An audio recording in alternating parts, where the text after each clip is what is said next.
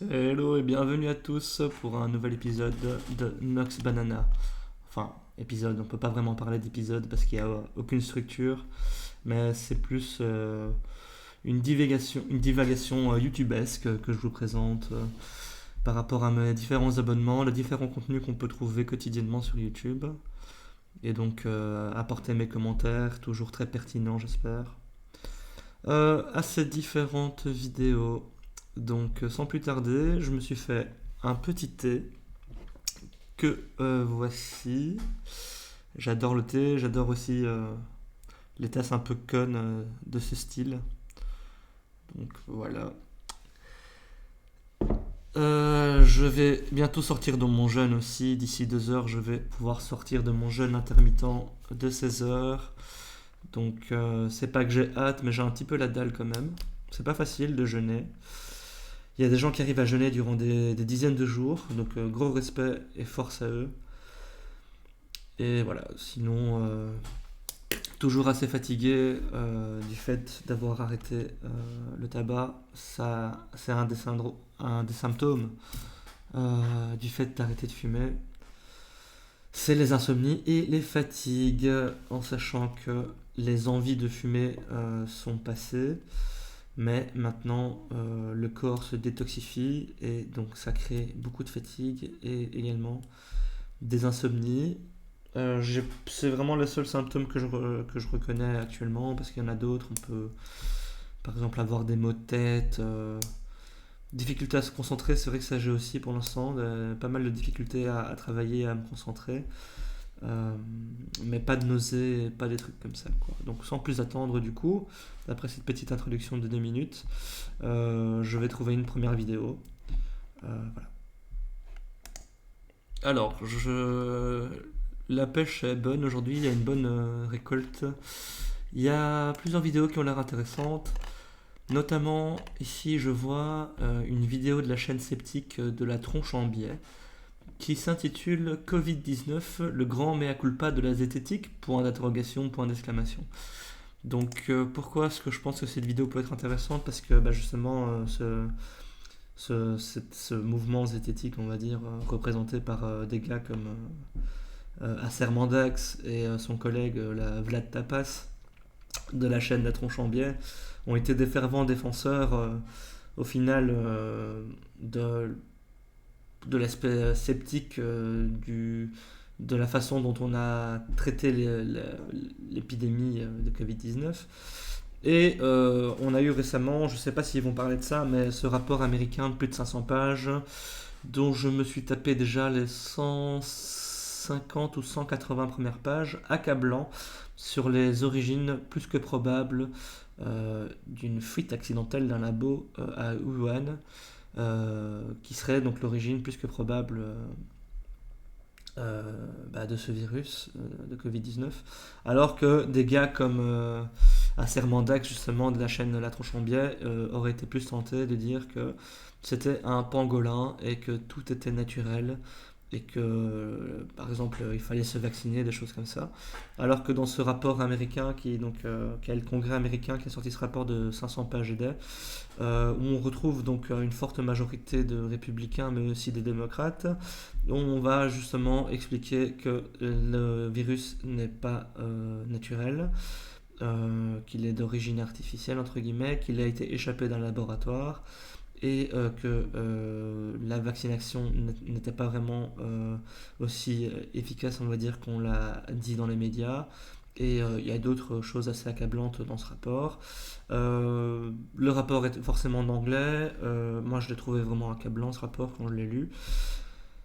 Voilà, j'aurais souhaité peut-être le traduire, mais dites-vous bien que déjà il y a beaucoup d'intervenants dans ce rapport, ça demande un travail monstre, je pense que ça représente 20 ou 30 heures de vidéo, je pense.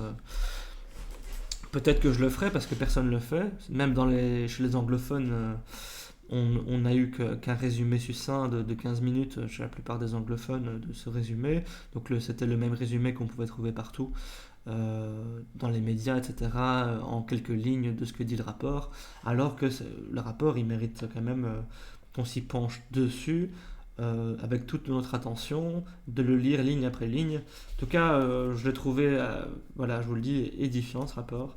Et donc maintenant que ce rapport est sorti, est-ce que c'est de ça dont vont parler les zététiciens de la chaîne La Tronche en Biais? Est-ce que c'est pour ça ils disent de façon ironique le mea culpa de la zététique? Point d'interrogation, parce que forcément c'est ironique, donc je pense qu'ils sont ironiques. Donc voilà, sans plus tarder, je vais lancer cette vidéo et je vais l'observer avec vous, je vais la regarder avec vous. Donc voilà, la vidéo est prête à être lancée.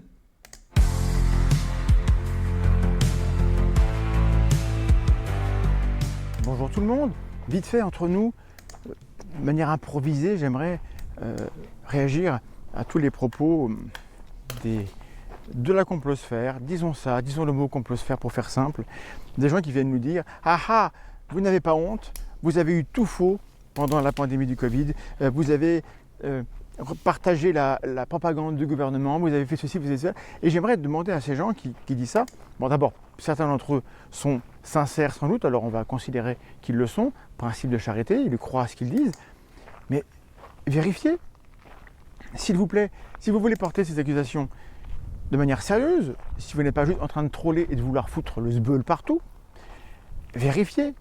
Est-ce que vraiment les gens que vous voulez incriminer ont dit ce que vous pensez qu'ils disent?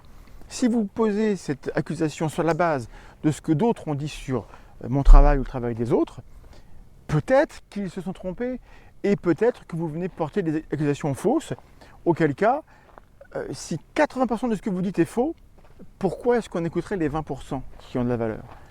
Vous devriez avoir envie d'être écouté et donc de porter des accusations qui sont légitimes. Vérifiez. Alors ceux qui vont vérifier pourront voir que de ce côté-ci, du côté de la zététique que moi je pratique, et de la plupart des gens autour de moi que j'ai pu voir, on a été extrêmement prudents. Sur l'origine du virus, par exemple. On n'a jamais dit, je n'ai jamais dit, il est impossible que le virus soit le produit d'une fuite de laboratoire. À l'heure où j'enregistre cette vidéo... Ok, alors moi, j'ai pas la mémoire infinie, forcément, ça s'est passé il y a quand même déjà quelques temps maintenant, mais non. Enfin non, je peux pas l'affirmer, j'ai pas envie de diffamer à Sermandex, qui est une personne que je respecte, qui a de l'esprit critique, qui est sceptique. C'est grâce à des chaînes comme la sienne, ou des chaînes comme celle du Défécator, ou d'Astronogeek, que j'ai exercé mon esprit critique vis-à-vis de ce qu'on trouve sur Internet, surtout que moi, vous l'avez vu dans la première vidéo, j'ai des sujets d'intérêt où on peut vite se laisser berner, donc non, je remercie les chaînes comme celle de La Tronche en Biais d'exister, parce que ça permet d'aiguiser mon esprit critique, mais par contre, alors, il faudrait que j'aille déterrer ces vidéos, et j'ai pas envie de le faire, quoi, clairement. Mais moi, dans mes souvenirs, voilà, on va rester là-dessus, c'est ce que moi je dis, je ne mets pas en doute ce que ici il dit à Sermandex. Ils avaient quand même fortement l'air de dire à Sermandex et son collègue Vlad Tapes que le virus était d'origine naturelle, comme c'était la position dominante à l'époque, où on n'avait pas encore... Enfin, il y avait les complotistes, entre guillemets, qui disaient... En fait, c'était ça. Soit tu étais complotiste et tu disais c'était la fuite d'un laboratoire, soit tu étais du côté de la science et tu disais non. Et eux, ils sont du côté de la science. Donc là-dessus, à Sermandex, voilà. Moi, j'ai pas envie d'aller me retaper tes vidéos, de retrouver qu'est-ce que tu as dit, qu'est-ce que tu n'as pas dit. En tout cas, je te respecte, je suis pas contre toi, et malgré ça, j'ai l'impression que tu étais plutôt du côté de la théorie du pangolin, quoi. Donc, voilà. On est le 27 décembre. Je ne sais pas d'où vient le virus. Il vient géographiquement de Wuhan. C'est à peu près attesté par tout le monde. Et les souches virales sauvages sont les plus apparentées à celles qui ont circulé. C'est ce que disent les dernières études. Donc on a raison de penser que ça vient de cette région. Mais dans la région, il y a un laboratoire, c'est vrai. Est-ce que le virus vient du laboratoire? Je n'en sais rien. Là où on a été relativement critique, c'est qu'on a dit à ceux qui disaient « Nous savons que le virus vient d'une fuite », on leur a dit prouvez-le avant de l'affirmer. Et dans la mesure où beaucoup de gens dans la complosphère voulaient affirmer qu'ils savaient avant tout le monde d'où venait le virus parce qu'ils tenaient une histoire où pour X raisons, tel gouvernement avait le mauvais rôle et eux avaient le bon rôle, alors on s'est opposé à ce discours-là, je me suis opposé à ce discours-là, et on avait raison de le faire. Si dans 1 an, 2 ans, 3 ans, 5 ans, on apprend que le virus venait du laboratoire, allez fouiller dans mes archives, vous ne verrez jamais une phrase de moi que vous pourrez, alors si vous la triturez peut-être, où vous pourrez... Non, forcément, je vais pas faire ce qu'il vient de dire, je vais pas commencer à faire un travail d'archiviste, à me taper toutes ces vidéos. Voilà, et surtout, il a raison, c'est facile de faire dire des choses aux gens, surtout si on les sort de leur contexte et qu'on prend juste un extrait sans expliquer ce qui a été dit avant, après, et le contexte de la vidéo. Donc bon,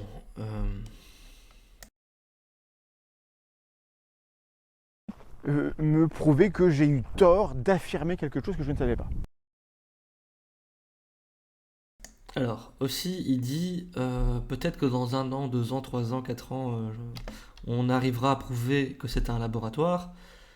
Euh, c'est prouvé. Enfin, c'est fortement probable que ça soit le cas en fait. Je t'invite, même si tu verras jamais ma vidéo, ou, tant que je serai pas. Peut-être que si un jour je suis connu, mais ça sera comme moi. Tu vas pas retourner, je sais pas combien d'années ou de temps en arrière. Mais voilà, à Sermondex, même si tu m'entendras jamais, je t'invite peut-être éventuellement à ce que tu consultes ce rapport. Toi qui aimes bien, et je te dis ça sans amertume et sans critique, toi qui es habitué à aller dans des documents scientifiques, dans des publications scientifiques, à te taper des rapports de littérature scientifique qui sont solidement construits avec, ben voilà, donc tu as l'habitude de parcourir des documents qui sont, on va dire peut-être complexes. Donc je t'invite à te pencher, surtout que tu comprends l'anglais, il me semble, à te pencher sur ce rapport. Et après, tu viendras nous expliquer que ou pas, que on doit encore prouver l'origine de ce virus alors que elle est démontrée. J'ai pas eu le courage d'aller au bout parce que la lecture de 180 premières heures, elle m'a pris 180 premières pages. Si c'est bien ça, je pense que c'est 180 pages, elle m'a pris au moins 12 heures. Au moins 12 heures. Donc c'est du travail de se taper ce rapport. J'en suis bien conscient aussi, surtout quand l'anglais n'est pas ta première langue, comme c'est le cas pour moi, même si j'aime beaucoup l'anglais, que je comprends bien l'anglais. Ben, je t'invite à faire cet exercice, quoi, parce que personnellement, moi, je n'ai pas été crié sous tous les toits, sous couvert d'une autorité que m'aurait conféré un diplôme ou un passé scientifique, que je n'ai pas d'ailleurs. Euh, je n'ai pas été proféré sur tous les toits durant une période de grande crise, que c'était plutôt ci ou plutôt ça, ou que c'était plutôt pas ci ou plutôt pas ça, ou qu'il fallait prendre du recul, etc., etc.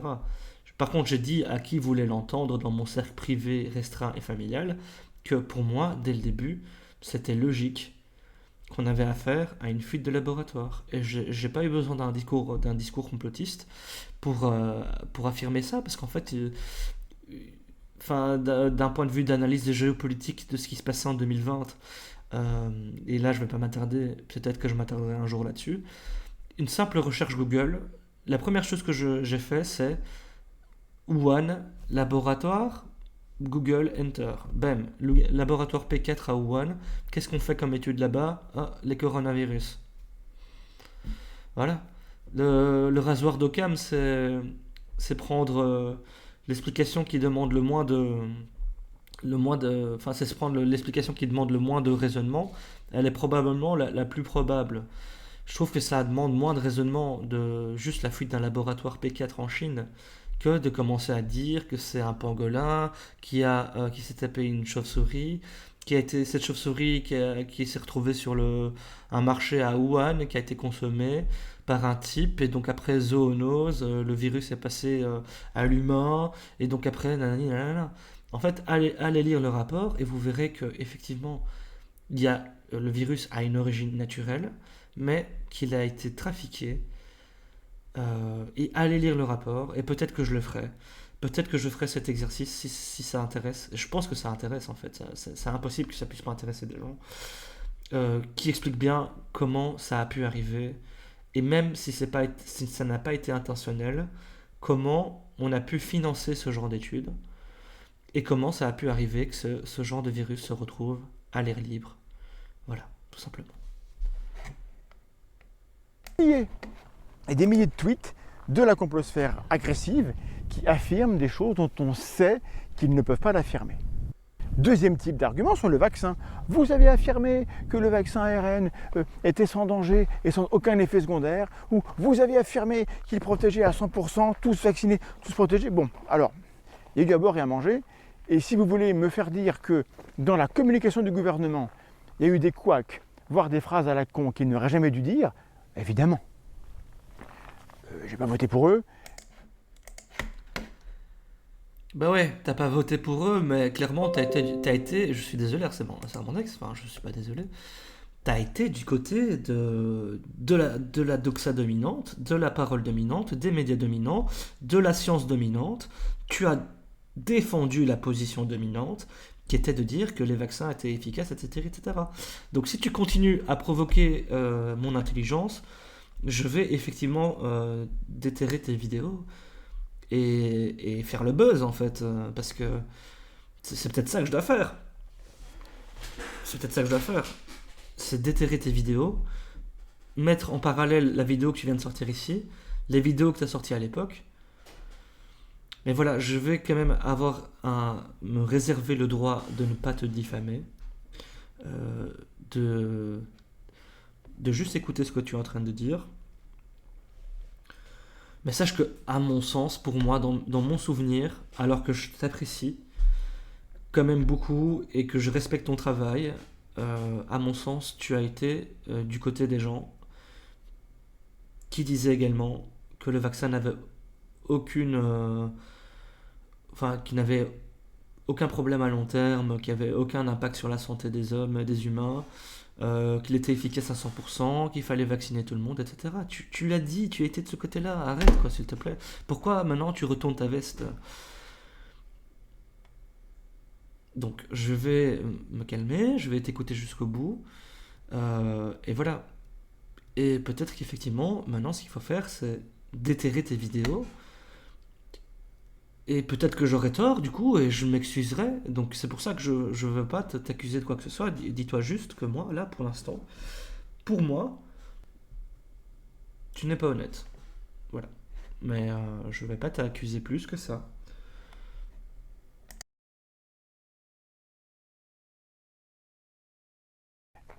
Et je ne suis pas là pour les défendre, c'est pas mon job. En revanche, force est de constater qu'il y a eu encore plus de dingueries, de propos foutraques et de fausseté et de mensonges de l'autre côté, des autres côtés, du côté de ceux qui voulaient absolument taper sur le gouvernement pour plein de bonnes et de mauvaises raisons.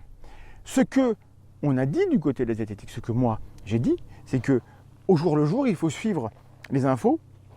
Il y a eu plein de variants du virus, et quand le variant Delta est arrivé, il a changé la donne. Les résultats des différents vaccins, Pfizer ou les autres, et je n'ai aucun intérêt personnel, je ne touche aucun argent d'aucun laboratoire, avaient une efficacité très forte au début.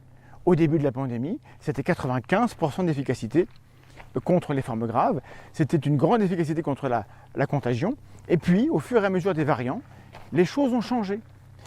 Et il faudrait être un petit peu fou, un petit peu con ou un petit peu ignorant pour croire que dans un environnement de pandémie où le virus change en permanence, une information sur le vaccin valable en janvier devrait forcément être toujours vraie en février ou en mars. C'est pas comme ça que ça marche. Il fallait se tenir au courant et l'efficacité. Bon, alors là, je trouve ça complètement dingue ce que tu racontes à Sermondex. Donc, l'efficacité du vaccin était prouvable jusqu'à ce que il y ait de nouveaux variants. Donc à partir du moment où il y a eu des nouveaux variants, c'était normal que le vaccin ne soit plus aussi efficace. Mais alors, enfin, tu vas pas vacciner les gens à chaque fois qu'il y a un nouveau variant d'un virus qui vient d'apparaître dans la nature et qui forcément, ou pas, mais celui-là, il a muté plusieurs fois, il a eu des variants plusieurs fois.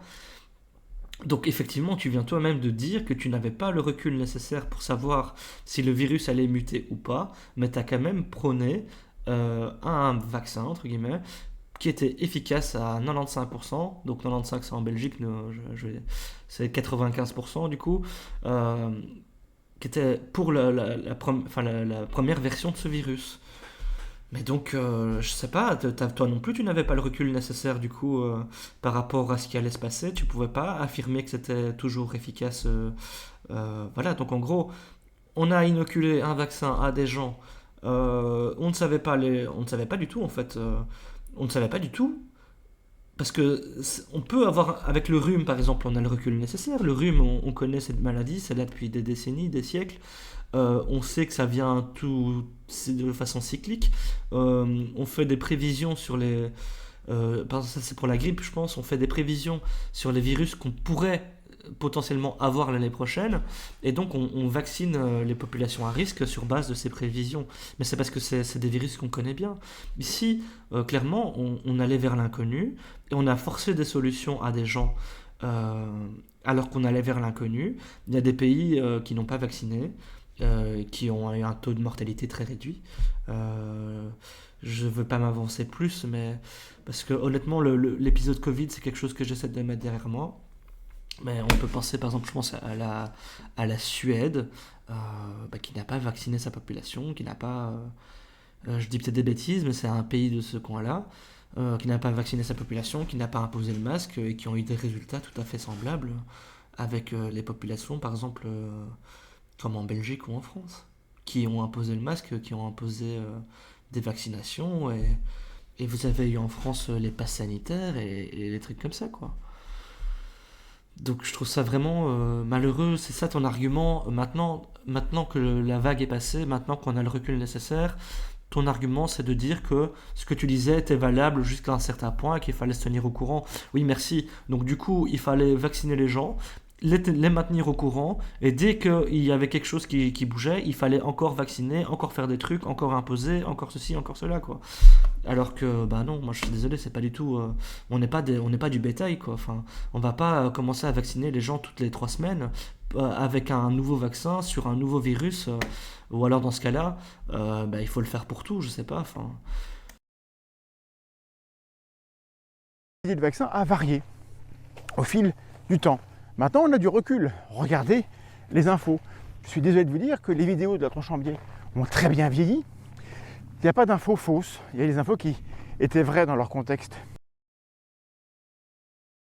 tu me donnes vraiment envie d'aller déterrer tes vidéos à Sermendax et de voir si elles sont si bien vieillies que ça, tes vidéos, franchement.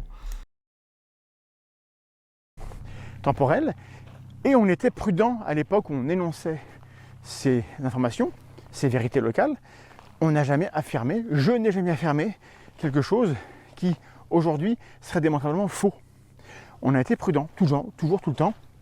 Et c'est là que se fait la différence. C'est pas que je suis plus malin, plus intelligent, plus roublard ou plus savant que tout le monde. Mais j'ai conscience que je peux me tromper, justement. Et donc, normalement, mais sûrement qu'on pourra me prendre en défaut, hein, je suis prudent dans ce que je dis. Et précisément, j'évite d'affirmer quand je sais que ça pourrait être faux. Ok, Sermendex, d'accord. Et donc, regardez bien, avant d'accuser les diététiciens d'être à la solde de ceci ou de cela, c'est pas de ma faute si pendant la pandémie, au sujet des vaccins, globalement, les gens en responsabilité ont été à peu près responsables. On dit des choses relativement vraies. Il y a eu plein de gens, parmi les élus, À peu près responsable, relativement vrai, alors que t'es du côté de la science, donc forcément t'es du côté de la vérité, non? Ah, je sais pas. Même si tu pourrais répondre non, mais la science c'est pas comme ça, c'est une remise en question constante, ce qui est vrai. Mais dans ce cas-là, si c'est une remise en question constante et qu'il y a très peu de choses qu'on peut affirmer, à part que 1 plus 1 égale 2, hein, de but en blanc en sciences, à part dans les choses très très dures, dans les sciences très très dures, ici on parle quand même de biologie, de sciences humaines, de sociologie, d'anthropologie, de psychologie, de politique, d'économie, enfin tout un tas de sujets qui ont gravité autour de cette crise du Covid, qui ne sont pas des sciences exactes.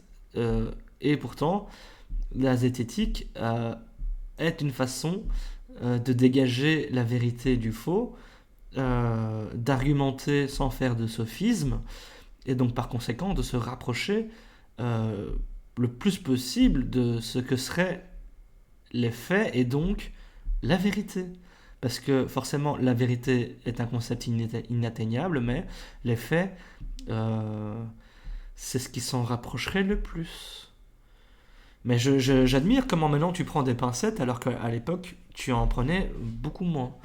Beaucoup moins. Et c'est légitime en fait que des gens, surtout que tu as pris une place importante sur la place publique, sur la scène publique, tu as pris une place importante sur YouTube.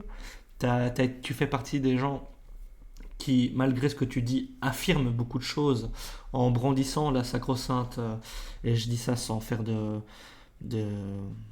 sans être amer encore une fois, mais la sacro-sainte, enfin, sceptique quoi, le fait d'être sceptique, comme si c'était quelque chose d'absolument vrai et absolu, et la seule façon de dégager les vérités, les faits, du fake et des mensonges et du complotisme. Enfin, alors que oui, la méthode elle est vraiment, elle est valable, mais je pense que tu t'es peut-être enfoncé dans ton personnage sceptique. Tu as peut-être été poussé à cela par ta communauté sceptique, par tes soutiens. Et tu as été beaucoup plus vindicatif, je trouve, dans tes affirmations de scepticien que, que aujourd'hui, visiblement, où tu reprends des pincettes. Euh, et là, effectivement, là, je trouve que là, tu prends des pincettes, par exemple. Alors que ce n'a pas toujours été le cas. Qu'on dit des conneries, notamment sur la chloroquine, et croyez bien qu'on les a épinglés pour ça. Et si Là de nouveau, tu vas sur une pente glissante. L'hydroxychloroquine, j'entends bien tout ce que tu as fait, tout le travail que tu as fait par rapport à Didier Raoult. Alors Didier Raoult, c'est un personnage, effectivement, on a envie de l'aimer, ce mec, mais effectivement, il y a des choses où il n'est pas toujours clair, et heureusement que tu as été là pour remettre en doute, en question certaines choses, mais ça n'enlève pas tout le travail qu'il a pu accomplir. Il y a quand même des choses qui sont sorties de son institut à Marseille qui méritent qu'on s'y penche. L'hydroxychloroquine, ça a été, même si tu ne l'aimes probablement pas, ça a été une des solutions qui ont été envisagées aux États-Unis. Euh, les études qui ont été faites dessus, comme quoi c'était nocif, et que toi tu as défendu, en fait, elles n'ont pas non plus le recul nécessaire. Et là-dessus, je t'invite à te repencher du coup sur ce rapport du Congrès américain qui parle de comment l'hydroxychloroquine a été mise au banc dans les médias, avec des études bidons, au final, avec des études bidons qui avaient des populations qui n'étaient pas très conséquentes, où il y avait peut-être 1000 personnes qui étaient soignées à l'hydroxychloroquine. Et donc, voilà. Tout ça pour dire que c'est plus complexe que juste se pencher sur un type. Donc ici, à mon avis, moi je pense que tu penses beaucoup à Didier Raoult, qui a forcément, qui a de façon évidente en fait, et pas par l'évidence, mais de façon évidente maintenant qu'on voit les travaux qui ont été produits, on voit que ce n'est pas forcément super scientifique, mais les travaux qui étaient pour n'étaient pas super scientifiques, mais les travaux qui étaient contre n'étaient pas super scientifiques non plus en fait. Et ça, il faudrait le prendre en compte. Euh, voilà. Et j'irai pas plus loin parce que je suis pas médecin, je suis pas biologiste, je suis pas pharmacien, donc j'ai aucune compétence. Et surtout que je me penche sur beaucoup trop de sujets pour être spécialiste de ce sujet-là, malheureusement. Et je vais pas le faire. Voilà. au gouvernement des gens disait des choses qui sont complètement en porte-à-faux par rapport à ce que dit l'état des connaissances de la science, croyez bien que je suis, quand ça arrive, un des premiers à le critiquer, à le dire, et à trouver que c'était inadmissible, et à appeler à la démission des uns ou des autres. Il se trouve que sur la pandémie, il y a eu plein de conneries, parce que bon, c'est valable pour tout le monde, ça. En toutes circonstances, lorsque quelqu'un que vous n'aimez pas trop dit des choses qui sont fausses, pas correctes, que vous voulez le lui reprocher, c'est très bien, faites-le. Faites-le, mais pour éviter de tomber dans le piège dans lequel tombent systématiquement les conspidingos qui veulent essentiellement rager, vitupérer, plutôt que discuter et apprendre des choses, soyez précis. Allez vérifier si la personne que vous voulez critiquer a bel et bien dit ce que vous lui reprochez. Et si elle ne l'a pas dit, bon ben voilà, on se calme, on garde son calme, on garde sa raison, et on l'accuse uniquement sur la base de ce qu'il a dit. Ça paraît évident ce que je vous dis, hein. J'aimerais que ce soit le cas pour tout le monde, que ce soit évident qu'on a tous intérêt à être crédible et donc à ne pas lancer des accusations complètement foutraques. Ok, alors moi je fais pas partie des conspidingos qui sont en train de te pourchasser visiblement et t'accuser de tous les maux. D'ailleurs, c'était pas du tout le but de ma vidéo quand je l'ai commencé. Moi c'était... Voilà, je me suis dit que là, quand la vidéo que tu viens de sortir, Harcèlement d'Axe, je me suis dit, ok, c'est sûr. Et pourtant j'avais aucun a priori et je t'accusais de rien. Je me suis dit, c'est sûr, il va parler de ces deux points-là. Du fait qu'il y avait qu'on l'a accusé d'avoir dit que c'était pas une fuite de laboratoire et que les vaccins étaient efficaces à 100%. Comment ça se fait que moi j'ai directement su que tu allais parler de ça alors que au final moi je t'accuse de rien, etc. C'est que je pense quand même qu'il y a un fond de vérité, quoi. Rien qu'au titre de ta vidéo ironique, le grand mea culpa de la zététique, Covid-19, j'ai su que tu allais parler de ça. Je comprends que les gens te fassent ces accusations. Et ça, c'est le principe aussi, un principe que j'ai appris à travers ta chaîne. C'est à ceux qui font les affirmations de démontrer leurs affirmations, tu vois. Donc, je comprends que moi, je fais aucune affirmation. Je suis juste arrivé sur ta vidéo et je commente ce que je pense. Mais c'est vrai que c'est à ceux qui affirment que tu as dit quelque chose qui devraient... aller dans tes vidéos et commencer à sortir des extraits et tout, et à te dire, voilà, tu vois, c'est vraiment que t'as dit ci, t'as dit ça, vu que visiblement, ils t'accusent, tu vois, mais moi, j'ai pas envie de faire ça, peut-être que je devrais le faire, franchement, j'ai autre chose à foutre, et toi, je comprends que tu te dises que c'est pas à toi de le faire, mais si tu veux... Au final, moi, je suis pas quelqu'un de public comme toi, j'ai pas 200 000 abonnés, ma vie, c'est pas YouTube, tu vois. Mais si ma vie, c'était YouTube, si ma vie, c'était d'avoir 200 000 abonnés et de m'appeler Harcèlement d'Axe et de représenter un mouvement sur YouTube, eh ben, franchement, je le ferai à un moment. Surtout que tu sais très bien quelles sont les vidéos que tu as produites, qu'est-ce que tu as dit ou pas. C'était toi qui étais là à ce moment-là. Pourquoi tu le fais pas du coup? Tu devrais le faire, je pense. Tu devrais reprendre tes vidéos, tu devrais reprendre les extraits et tu ferais une vidéo condensée de 1h30, 2h, 3h. Comme tu as su le faire. Comme tu as su faire des vidéos super longues pour accuser Jacques Rimaud, des trucs comme ça, tu as su faire des vidéos pour accuser Jacques Rimaud, tu pourrais très bien faire des... Et d'ailleurs, tu avais raison de le faire, hein, entre nous. Tu pourrais très bien faire des vidéos de 1h30, 2h, 3h, où tu te défends, tout simplement. Enfin, et ça ferait taire tout le monde. Et là, on verrait que tu as été dans la nuance, que tu n'as jamais affirmé des choses. Voilà. Et je comprends que c'est à tes accusateurs, ils devraient le faire aussi, tu vois. Moi, en tout cas, j'ai pas envie de le faire, clairement, ça me ferait... Ça va me prendre une semaine, quoi, de me taper toutes tes vidéos. Je le ferais si j'étais connu. Si j'étais connu, je le ferais, je te jure que je le ferais. Si j'avais 10 000, 20 000, 100 000 abonnés, crois-moi que je le ferais, quoi.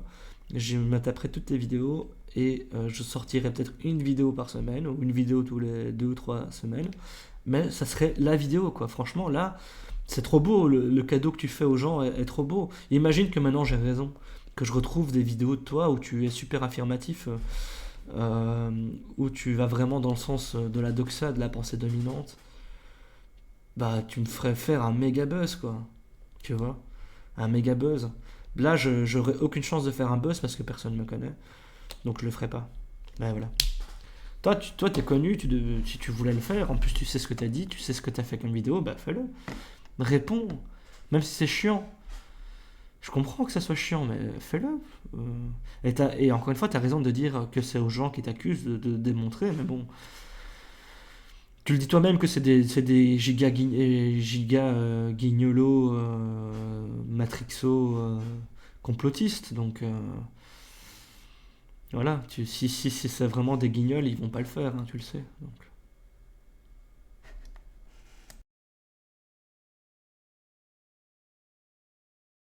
Il se trouve que on vit dans un monde dans lequel cette évidence échappe à beaucoup de monde. Voilà ce que j'avais à vous dire. Alors du coup, il y aura en description des liens vers des sources qui vont vous informer sur ce qu'on sait sur l'origine du virus. Pour l'instant, il reste des incertitudes. Ce qu'on sait sur l'efficacité du vaccin au fil des variants de la pandémie. Et puis le troisième élément que je n'ai pas dit, et par contre ce vite fait est un petit peu long, c'est sur la sécurité. Il y a un papier récemment qui est sorti qui montre que les femmes enceintes ont été vaccinées assez massivement et qu'il n'y a pas d'effet secondaire particulièrement grave à déplorer. Au contraire, c'est très efficace et il n'y a pas d'effet. Et de manière générale, la sécurité des vaccins a été surveillée, mais comme le lait sur le feu. Il n'y a jamais eu dans l'histoire de l'humanité de produits de santé surveillés avec autant de férocité que les vaccins ARN. Et il y avait de bonnes raisons, parce que les gens qui disaient c'est nouveau, il faut se méfier, on ne sait pas ce qui peut se produire, n'avaient pas tort. Et du coup, c'est ce qu'on a fait. Parce qu'il se trouve que nous sommes gouvernés par des gens qui ont horreur des responsabilités. De plus en plus, on externalise tout. Les élus ne veulent pas qu'on puisse leur reprocher d'avoir manqué à leur responsabilité. Rappelez-vous, Bachelot qui avait acheté des dizaines de millions de doses de vaccins H1N1 pour rien. Si elle ne l'avait pas fait alors qu'il y en aurait eu besoin, on le lui reprochait de manière extrêmement violente. J'aime pas cet argument, ce qu'il est en train d'expliquer ici, comme quoi les politiques, ils seraient très inquiets qu'on les prenne sur le fait d'un manque de responsabilité, alors que l'état de santé des hôpitaux publics, des stocks qu'on met en place est criant de manque de ressources depuis des années. C'est-à-dire qu'on n'aurait peut-être pas eu une épidémie aussi grande avec autant d'impact dans les populations vieillissantes des pays occidentaux, d'Europe et des États-Unis, si justement les moyens étaient déjà mis en place d'un point de vue de la santé publique. Et qui est responsable de la santé publique si ce n'est nos politiques? Vous comprenez ce que je veux dire? Depuis le début, les politiques, la façon dont on gère nos ressources et les pays et la santé publique, pour moi, représentent une grande part de ce qui sait, de pourquoi ce virus du Covid-19 a eu autant d'impact dans les sociétés, dans nos sociétés occidentales, tout simplement. Si on avait eu les moyens des médecins, des infirmiers, des lits d'hôpitaux dès le début, des respirateurs dès le début, des stocks de masques dès le début, comme ça se fait déjà dans d'autres pays asiatiques, par exemple par rapport aux masques. Et je ne vais pas m'attarder sur l'origine de beaucoup d'épidémies qui viennent la plupart du temps d'Asie. Donc eux, ils sont habitués à ça, ils ont des masques.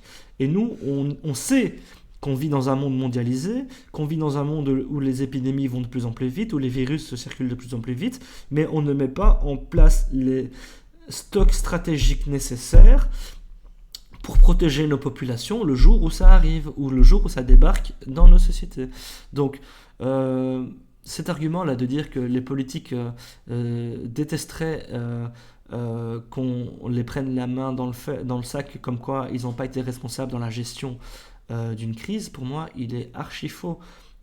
Les politiques ne font qu'appauvrir les gens, ne font qu'appauvrir les systèmes de santé et de sécurité sociale, que ce soit en France, en Belgique ou dans d'autres pays, les politiques ont une part de responsabilité énorme et qui ne s'arrête pas au début de l'épidémie, mais qui a commencé bien avant, parce qu'on ne met pas en place les ressources, les moyens, les structures, les formations, les gens nécessaires pour assurer un semblant de santé publique dans nos pays. Du coup, elle a été over-prudente. Et je crois que c'est cette logique-là qui a prévalu. Les élus ont été extrêmement prudents, et c'est ce qu'on leur demande. Et donc le vaccin a été surveillé à mort. Et il s'est passé quoi? Il s'est passé que tous les vaccinés, ils étaient des millions. Je sais pas, source, s'il vous plaît, comme quoi ça a été surveillé à mort.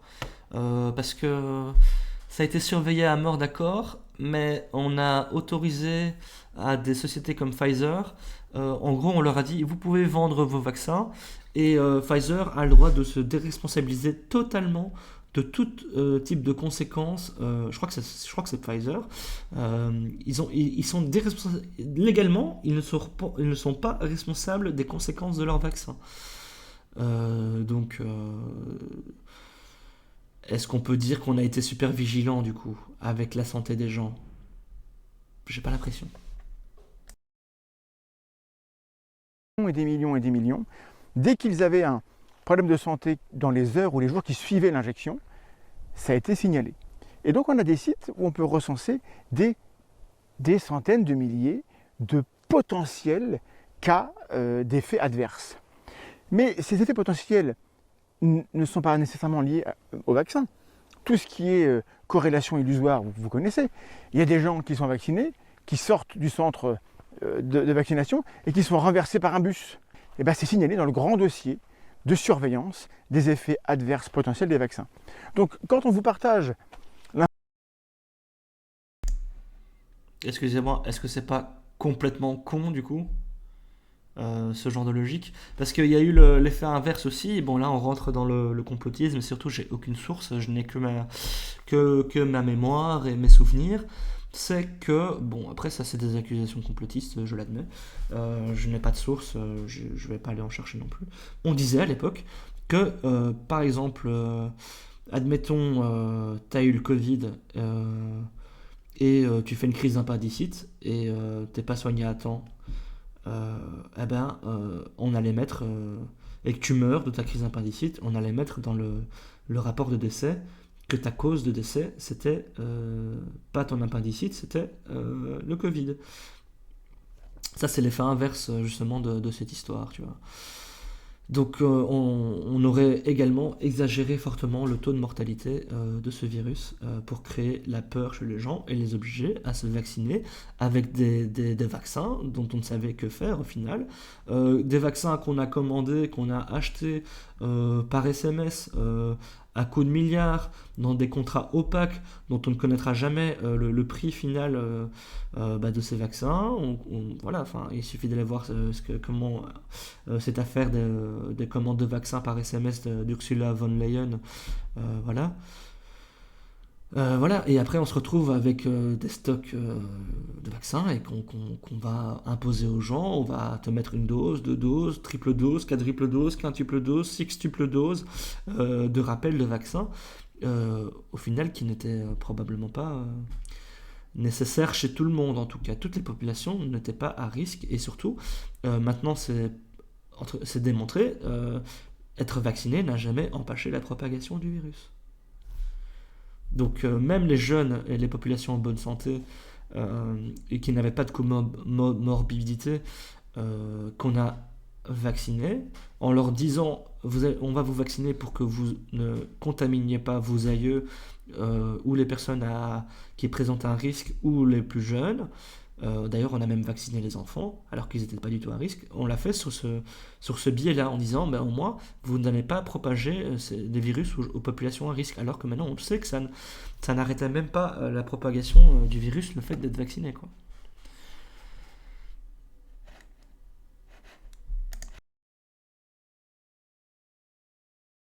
L'information selon laquelle on a recensé beaucoup d'effets adverses potentiels, c'est parfaitement vrai. Mais qu'est-ce que ça veut dire?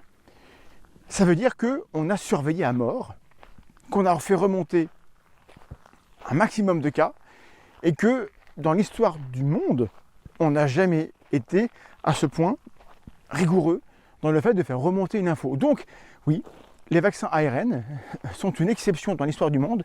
On n'a jamais relevé autant d'effets adverses potentiels. Et tout est dans le potentiel. Maintenant, les études sont toujours en cours pour suivre sur le long terme les effets adverses qui sont effectivement liés au vaccin, tout ce qui est myocardite, tout ce qui est accident cardiaque, que sais-je. Et Alors là, c'est intéressant, il en parle, tu en parles, donc c'est un Mandex, donc il en parle. En gros, tu parles bien effectivement d'accident du cœur, de myocardite, etc. C'est effectivement des symptômes, parmi les symptômes qu'on relève le plus, que moi je relève le plus, dans les effets secondaires de ce vaccin qui a eu des impacts, pas, je sais pas sur quelle tranche de la population, je connais pas en pourcentage, mais parmi les effets moins bons de ce vaccin, on voit effectivement qu'il y a eu des affectations cardiaques assez importantes de jeunes gens, de gens qui étaient en bonne santé avant le vaccin, et qui se retrouvent avec des complications cardiaques à 20-30 ans par exemple. Et non seulement ça, là je lisais aussi un article, là c'était sur Reddit, qui expliquait que il y a effectivement altération du génome humain. Donc on nous expliquait que les vaccins ARN messagers en fait n'affectaient pas durablement l'ADN, que c'était une façon pour nos cellules de produire le spike de la protéine spike du virus pour produire des anticorps, pour forcer le corps à produire des anticorps vis-à-vis de cette spike du virus du Covid-19. Maintenant, on se rend compte qu'il y a de l'ADN humain qui a été durablement altéré et qui maintenant a dans son ADN euh, ce code qui dit au corps humain de continuer à produire de la protéine spike. Et en fait, il disait dans l'article, le fait qu'il y ait des organismes humains actuellement qui ont leur ADN durablement affecté et qui produisent en masse de la protéine spike, ça pourrait avoir tout un tas de conséquences, par exemple au niveau de cancer ou d'accidents cardiovasculaires. Et en fait, on ne connaît pas du tout, on n'a pas encore le recul nécessaire, mais peut-être qu'on va avoir une grave crise sanitaire dans 10, 20, 30 ou 40 ans et qu'on va avoir un taux de mortalité très très important enfin très très important, là c'est moi qui divague bien sûr, mais important en tout cas, dans les populations qui ont été vaccinées à notre époque du Covid-19. les résultats, s'ils montraient un effet négatif des vaccins, croyez-vous que ça pourrait rester secret? Croyez-vous que les grands médias n'en parleraient pas? Tout le monde aurait envie d'en parler parce que tout le monde est concerné, parce que moi, comme beaucoup de gens, je suis vacciné. Si jamais on m'a amené à une situation où j'ai fait le choix de me vacciner, alors qu'en fait je courais un risque grave, je veux le savoir, je suis comme vous. Et tous les journalistes que je connais et qui sont en grande majorité vaccinés voudraient le savoir aussi, ils ne veulent pas qu'on leur fasse courir des risques. Évitez de croire que les gens qui diffusent les infos sont une caste qui vit hors du monde. On vit dans le même monde en fait. Et donc ces trois titres de reproches où on aurait eu tout faux, l'origine du virus, sa dangerosité, l'origine du vaccin, son efficacité et sa sécurité, regardez bien ce qui a été effectivement dit par les uns et par les autres. Comptez les points si ça vous amuse. Après seulement, vous pouvez avec assurance affirmer des choses et faire des reproches. Mais moi je pense que si vous faites cet effort, ma section commentaires ou mes sections commentaires seront des lieux bien plus apaisés où les gens seront beaucoup plus calmes et beaucoup plus sympas. Eh ben, toi, fais l'effort. Pourquoi tu le fais pas alors? Si tu es si sûr de ce que tu es en train d'affirmer, je vais même pas m'attarder sur le fait que, voilà, que pour lui, les journalistes, etc., si vous, c'est des, sorry, mais vous êtes des, enfin, pas vous, mais j'ai pas envie de te mettre dans cette case-là, mais les journalistes sont des putains de PNJ, quoi. Enfin, Les journalistes sont des putains de PNJ qui ne font que répéter aveuglément les dépêches de l'AFP ou de Reuters, c'est tout. Enfin, il y a aucun esprit critique chez la plupart des journalistes des médias mainstream. C'est pas pour rien que toi, à Sermendax, tu as autant de popularité. C'est justement parce que les gens en ont marre des PNJ. Les gens, ils veulent avoir en face d'eux des humains avec un cerveau qui réfléchissent, qui critiquent. C'est justement parce que les médias sont remplis de PNJ que il y a de plus en plus de médias entre guillemets citoyens, plus en plus de gens sur YouTube qui se lancent pour faire de l'info, pour créer du contenu, parce que les médias style télé, journal télévisé, journal papier, c'est de la propagande. C'est de la propagande et les gars qui écrivent les articles sont des putains de PNJ. C'est la vérité, Sermendax.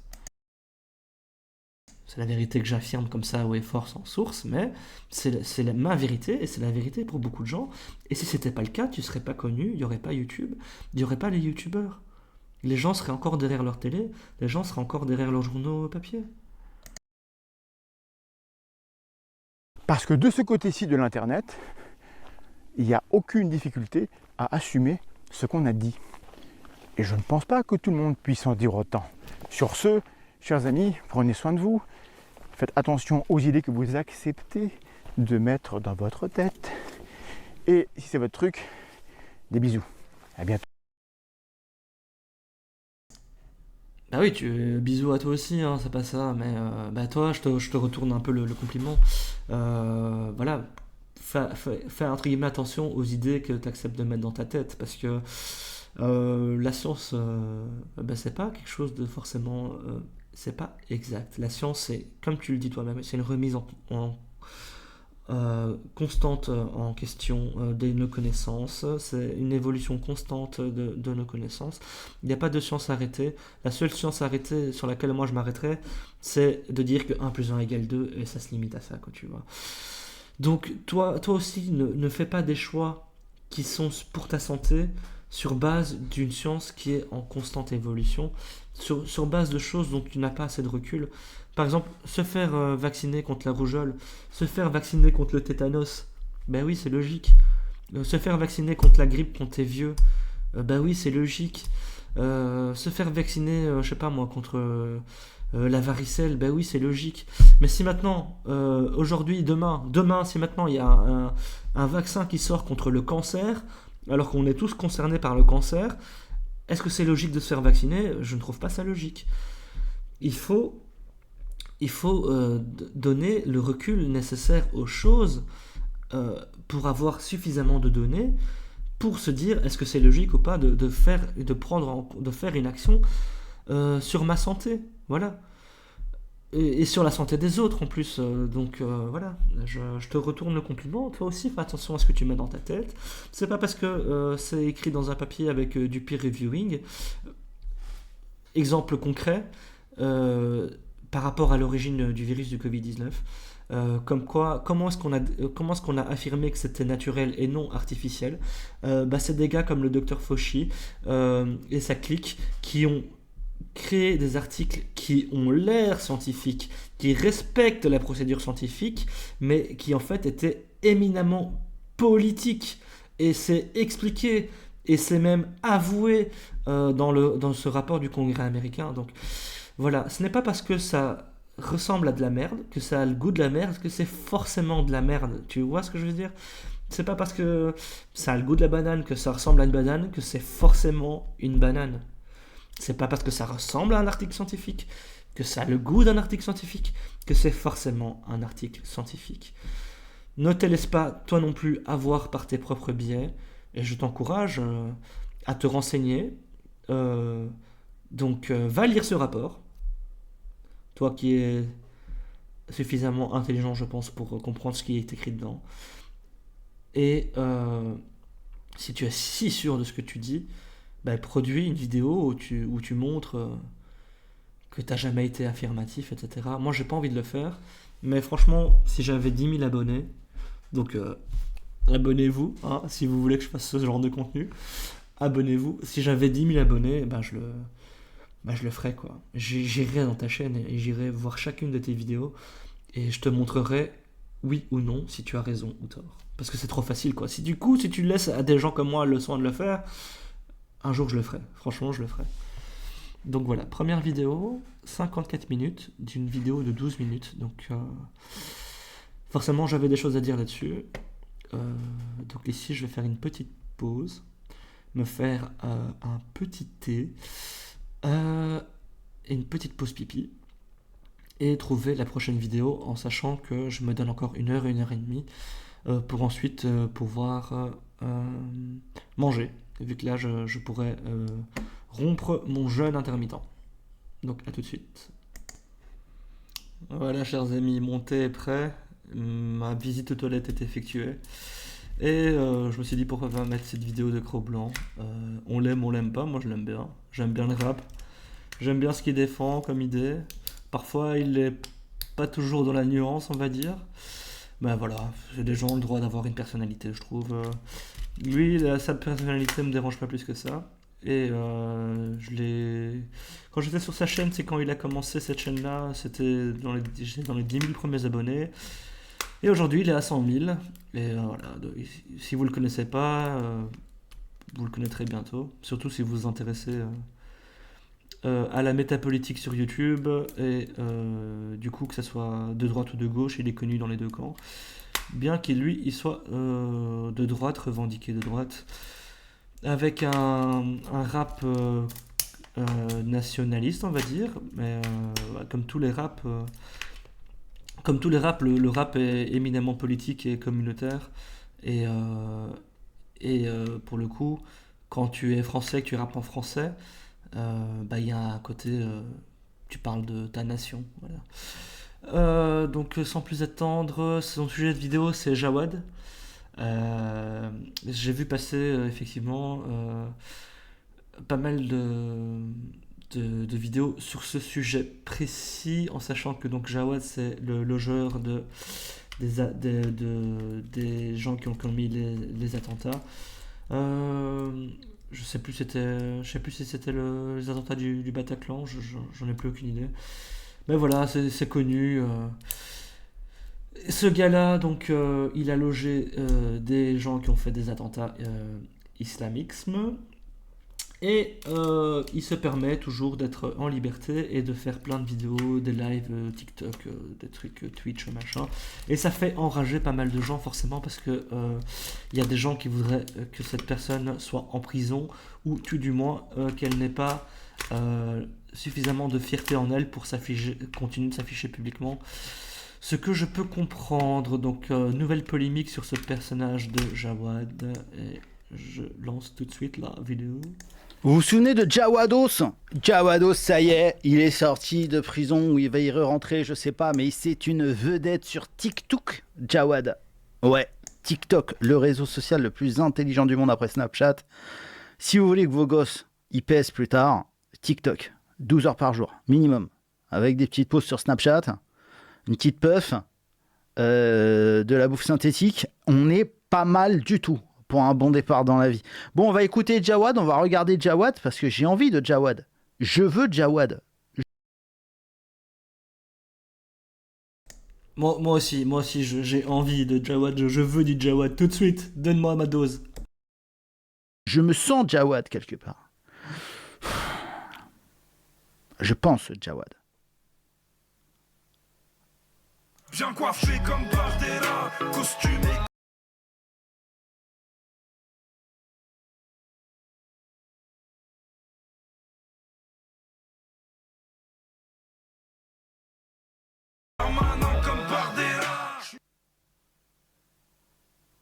J'avais arrêté de respirer.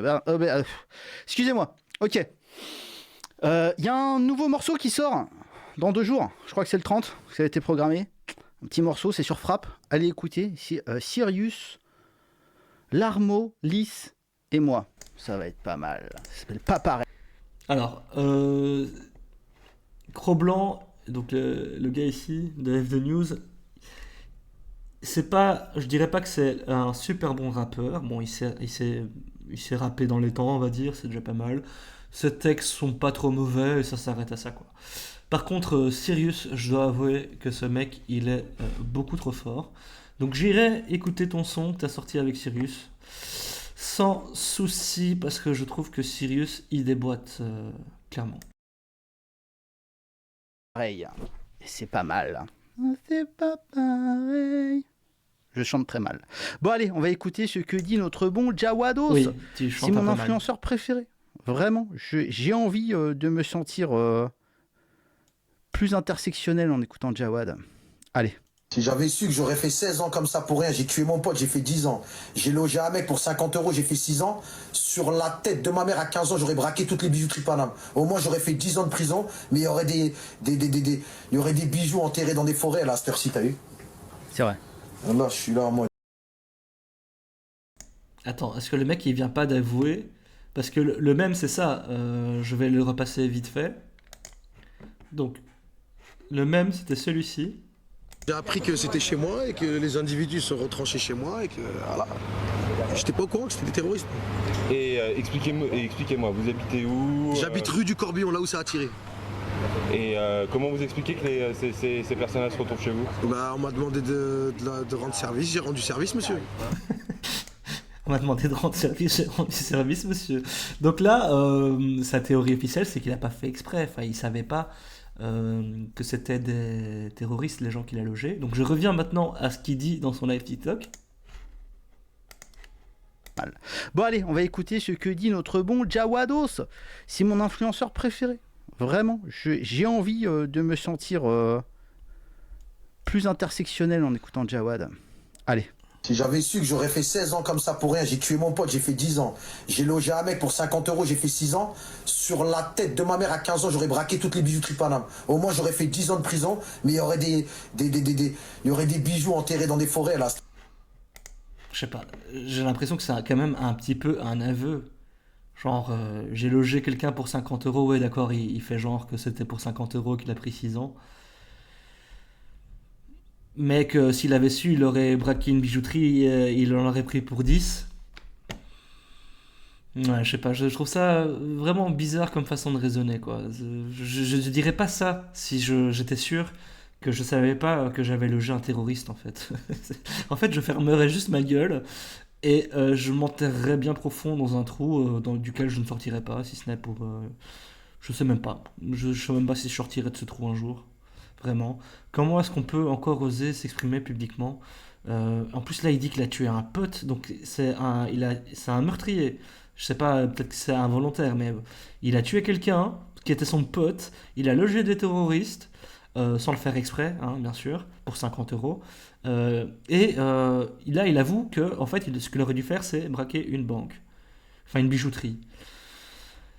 Ferme ta gueule, Jawad. Ferme bien ta gueule, franchement. Merci, t'as vu? C'est vrai. Là, je suis là en mode. Et vous êtes même pas à l'abri que là, dans quelques temps, je vais aller taper une biche, voilà.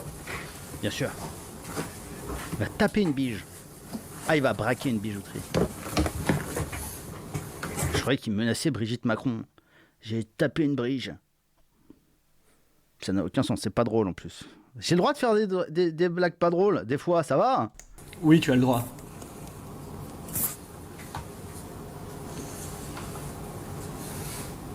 Montrez-nous TikTok, Roses. Le lutin est aux arrivants. Vous allez voir c'est qui est aux arrivants bientôt, voilà. Parce que c'est ma deuxième maison, c'est pour ça que j'ai envie d'aller au Habs. C'est ma deuxième maison. J'ai passé 16 ans dehors, 16 ans en prison. Ça veut dire qu'il faut faire moitié dehors, moitié prison. Non, mais vas-y, retourne aussi. Et maintenant, on est rentré dans le truc de moitié-moitié. Moitié liberté, moitié prison. Bien sûr, on y est. Tiens, ouais, d'être aux arrivants. Les gars, j'ai prévenu, hein. Vous avez vu? Moi, je dirais 3 quarts, voire 99% prison, c'est bien aussi. Hein. Là, je l'ai bloqué. Alors, en gros, Jawad se plaint de sa condition. Il dit j'ai fait 10 ans de prison, on va réécouter. Là, je vais me permettre de commenter parce que maintenant, il faut que je ferme ma gueule. Donc, je ferme ma gueule, ok. Maintenant, j'aurais fait 16 ans comme ça pour rien. J'ai tué mon pote, j'ai fait 10 ans. Alors là, je comprends. J'avais su que j'aurais fait 16 ans comme ça pour rien. Si j'avais su que j'aurais fait. Si j'avais su que j'aurais fait 16 ans comme ça pour rien, j'ai. Non, si j'avais su que j'allais faire 16 ans, si j'avais su que j'allais Parce que ça n'a aucun sens ce que tu dis, Jawad. Mais enfin bref, il a fait beaucoup de prison. A priori, il a pas lu beaucoup de bouquins en prison. Hein. Si j'avais su que j'aurais fait 16 ans comme ça pour rien, j'ai tué mon pote, j'ai fait 10 ans. Alors, 16 ans comme ça pour rien. J'ai tué mon pote, j'ai fait 10 ans. Mais J'avoue, c'est pas 16 ans pour rien, du coup t'as tué quelqu'un, t'as pris 10 ans, la base, c'est pas pour rien, genre. tué ton pote, gros. Tu l'as tué ou pas, ton pote? Parce que si t'as tué ton pote, c'est pas pour rien. C'est normal d'aller en prison quand on tue son pote. Même quand on tue un inconnu, je veux dire. Il faut vraiment être un débile mental pour sortir des énormités pareilles, franchement. C'est pas normal de tuer des gens, Jawad. T'es au courant quand même. A priori, il l'a pris à coup de hachoir. Il a tué son pote, son meilleur pote, à coup de hachoir. 10 ans, ça me semble bien. J'aurais plus visé la perpétuité, mais ok. Même si ça n'existe pas. Alors, je sais pas quelle était la raison, mais il y a un problème, Jawad. On ne tue pas ses amis à coup de hachoir, Jawad. J'ai logé un mec pour 50 euros, j'ai fait 6 ans. J'ai logé un mec pour 50 euros, j'ai fait 6 ans. C'est-à-dire que si tu l'avais logé pour 500 euros, ça aurait été Il aurait pris x10 du coup. plus acceptable. Je sais pas. Moi je le connais pas, je sais pas qui c'est, d'accord? Ouais, mais enfin, 60 euros, 50 euros, c'est quelques kebabs quand même, Jawad. Il y a moyen de cantiner un petit peu au Heps avec 50 euros, Jawad. Sur la tête de ma mère à 15 ans, j'aurais braqué toutes les bijouteries Paname. Au moins, j'aurais fait 10 ans de prison, mais il y aurait il y aurait des bijoux enterrés dans des forêts, là, à cette heure-ci, t'as vu? Alors, la plupart des gens, quand ils fantasment un éventuel fantastique retour en arrière grâce à une machine à remonter le temps, tu vois, tu pourrais parler là pendant quelques secondes au toit du passé. Alors moi, ce serait achète du Bitcoin. Achète du Bitcoin, bâtard. Moi, ça serait ne revends pas tes bitcoins, ne revends pas tes bitcoins, bâtard. Parce que je veux pas m'attarder là-dessus, ça me fait trop mal au cœur. Voilà, ça me fait beaucoup trop mal au cœur. Achète du Bitcoin, bâtard. Achète du Bitcoin. Achète du Bitcoin. Voilà, c'est ce que je lui dirais, ok? Jawad, c'est braque une bijouterie. Braque une bijouterie et va enterrer dans la forêt. Braque une bijouterie, va enterrer dans... J'avoue qu'il a pas tort, hein. Cro-Blanc là-dessus. Si tu devais avoir des regrets, ça serait sur des choses qui sont pas illégales, quoi. Il y a plein de choses que tu aurais pu faire qui auraient pu te rendre riche, comme acheter du Bitcoin ou ne pas les vendre, ou acheter des actions Apple, ou acheter, même si c'était moins évident, des actions Tesla, même si c'était moins évident, des actions Nvidia, qui t'auraient rendu tout aussi riche que braquer une bijouterie. Après, il y a le seul argument, c'est pour investir, il faut de l'argent. Donc forcément, si tu n'as rien... tu ne sais pas investir, ça c'est sûr.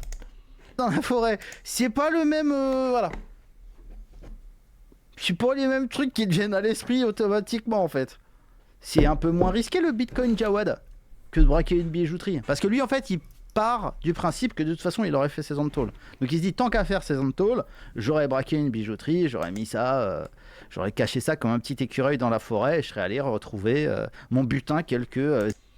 Peut-être qu'il aurait revendu son butin et qu'il aurait acheté des bitcoins. années après. Alors pourquoi pas, Jawad? En plus, avec le cours de l'or qui a explosé depuis 2008, je sais pas quel âge t'as, Jawad, mais si t'avais braqué avant 2008 et que tu sors 15 ans après... Bon, le cours de l'or n'a pas explosé, il a augmenté tranquillement. Avec le cours de l'or qui a fait x2, x3, on est pas mal, Jawados. Je suis pas on sûr, est pas mal, x2, effectivement, x3. c'est peut-être un bon placement, je ne sais pas. Là, je suis là en mode, et vous êtes même pas à l'abri que là, dans quelques temps, je vais aller taper une biche, voilà. Et là, carrément, elle a dit, ouais, peut-être que je vais aller taper une bijouterie, peut-être que je vais rattraper les erreurs du passé, et que je vais, voilà, je vais faire ce que j'aurais dû faire quand j'étais gamin, quand j'étais enfant.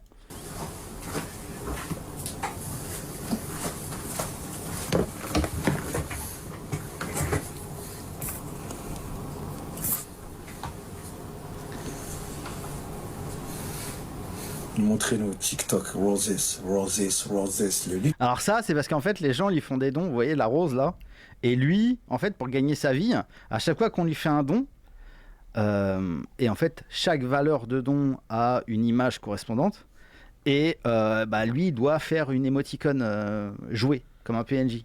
Ouais, c'est ça, en gros, c'est la tendance TikTok, c'est d'être un putain de PNJ, hein, on connaît. Je vais pas m'attarder là-dessus non plus, mais on vit dans un drôle de monde. Hein. Et quand c'est Roses, il fait « Ah, Roses, I love Roses », je sais pas quoi. Et genre, c'est qu'on lui donne, alors c'est combien d'euros? C'est 1 centime 50. Waouh. C'est pas ouf. 1 centime 50, c'est pas ouf. Tu vas pas très très loin avec 1 centime 50. Donc t'imagines qu'à chaque fois qu'on te donne 1 centime, tu vas faire roses, roses, I love roses, I love roses. C'est pas une vie, Jawad. Parce qu'à une époque, quand c'était la hype, quand c'était la trend, la tendance sur TikTok, 1 centime et demi. Pouah, bordel de merde. 1 centime et demi.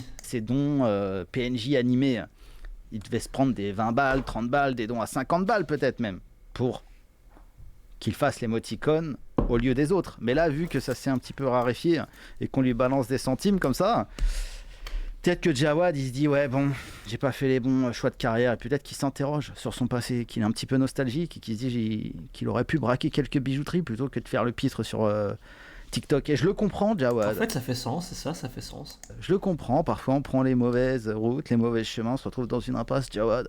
Faut savoir faire marche arrière. Pose ton gun, Jawad, et achète du bitcoin. Putain, est aux arrivants. Vous allez voir c'est qui est aux arrivants bientôt, là. Sur le camp. Et là, il dit carrément, bientôt je vais retourner en prison, parce que vous allez voir qui va être aux arrivants. Parce que c'est ma deuxième maison, c'est pour ça que j'ai envie d'aller au Habs. C'est ma deuxième maison. J'ai passé 16 ans dehors, 16 ans en prison. Ça veut dire qu'il faut faire équitable, moitié dehors, moitié prison. Bah non, il a passé plus de temps en prison, parce qu'en vérité, jusqu'à 12 ans, c'était juste un enfant. Donc en fait, il a connu que 4 ans de liberté, ce mec. Bon, allez, on va dire 10 ans, allez, 10 ans. En dessous de 7 ans, t'es un bébé, tu calcules rien. Après, tu commences, voilà, à grandir un petit peu. Mais vraiment, la vie, elle commence, la vraie vie, je pense, vers 13-14 ans, quoi. C'est là que tu commences à avoir tes envies, voilà, tu commences à t'ouvrir au monde. Donc, ça veut dire qu'il a 32 ans, bon, il y a eu 14 ans d'enfance, adolescence, il lui reste 2 ans. Il a connu 2 ans de liberté, le mec. Et forcément, oui, c'est pas sa deuxième maison, c'est sa première maison, en vérité, la prison. Et effectivement, quand tu as connu que la prison, ça doit être extrêmement dur, en vérité, de vivre à l'extérieur et de devoir subvenir à tes besoins, prendre tes décisions, parce qu'en prison, on vient t'apporter ta bouffe, bon, c'est précaire, tu manges pas forcément ce que tu as envie de manger, et tu es entouré de gens un peu toxiques, etc. Mais tu as tes habitudes, tu t'habitues à tout. Et en fait, ils finissent par s'habituer à cette prison, et ça devient leur univers, en fait. Et ça, c'est un peu terrible, en vérité. Ça, franchement, je leur envie pas. Et je pense que c'est une vraie malédiction et c'est une vraie souffrance, je pense. Mais en même temps, comme je le dis, tu t'habitues à tout. Et en vrai, pour certains d'entre eux, c'est quand ils sortent que la souffrance commence. Parce que ils sont dans un monde étranger et étrange. Tu vois, et maintenant, on est rentré dans le truc de moitié-moitié. Moitié liberté, moitié prison. Comme toi, quoi. Tiens, ouais, d'être aux arrivants. Et donc voilà, là, il est... Et ça, c'est intéressant, parce qu'il dit, bon, j'ai fait 16 ans de prison, 16 ans de liberté, donc je suis à la croisée des chemins, et il faut que je fasse moitié liberté, moitié prison. Et il justifie ça... En fait, il se sert de ça pour justifier son envie de retourner en prison. Mais pourquoi il ferait pas d'abord... pourquoi il augmenterait pas son crédit de liberté avant de vouloir retourner en prison ? Eh ben, franchement, la démonstration est brillante, bien joué, KB, bien joué. C'est vrai t'as raison. On sent que le mec, il veut retourner en prison, en fait, en vrai. Il se trouve des excuses, des cheminements mentaux pour retourner dans la seule chose qu'il a jamais connue, c'est-à-dire la tôle. C'est marrant. Bon, bah, fin de cette vidéo ici de KB. Je vais trouver une dernière petite vidéo et aller manger. Voilà, j'ai trouvé une petite vidéo, pourquoi pas finir sur une touche d'humour, intitulée « J'ai arnaqué des escrocs parisiens avec de l'argent de Monopoly ». Sachant qu'apparemment il y a beaucoup d'escrocs qui jouent au bento, je crois que c'est ça le nom du jeu, c'est un jeu qui vise à arnaquer les touristes et leur soutirer tout leur argent, notamment à Paris. Et donc ça serait marrant de voir justement des arnaqueurs se faire arnaquer. J'ai toujours trouvé ça très drôle, perso. No, I want to see there. Is it there? Show me this. Man, I lost. No, вы сами смеете. Yep, this lady from Paris is laughing at me for losing $200. But believe me, her fake smile will soon be gone. Hello and welcome to I guess it's obvious. We're here to film not the beauties of the city, but the ugly side. In this case, the scammers that surround the tower and scam tourists with a trick called the cups and balls. Where's the ball? Where's the ball? Cups and Balls is a game, it's a gamble where you play against one guy, and if you bet some money and you guess where the ball is, you can win. No, put on the ball now. And that's the scam. It's not a gamble, it's not a game, and you cannot win. It is impossible, and you're not playing against just one guy. There's an entire group that is playing this entire theater just for you to get your money.